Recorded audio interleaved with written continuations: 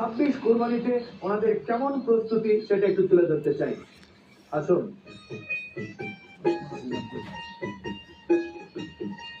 জি। আর ব্রাহ্মা তো দেখছি। এগুলোই আমাদের কালেকশন এখন বর্তমানে। আর আমার কথা হচ্ছে হলো কুরবানি হচ্ছে একটা ধর্মীয় কাজ, কিন্তু বিশ্বাস এবং ভালোবাসার একটা জায়গা। তো আমরা চেষ্টা করি যে যারা আসবে, ক্রেতা আসবে বা কিনতে না আসুক, দেখতে আসুক, ঘুরে যাক, আমাদের প্রজেক্টটা দেখে যাক, আমাদের পাখনা। এবং অনেকে থাকে যে নতুন করে খামার শুরু করতে চাচ্ছে, আপনারা কতটুকু এগোতে পেরেছেন বা কি বলবেন ওই বিষয়টা নিয়ে?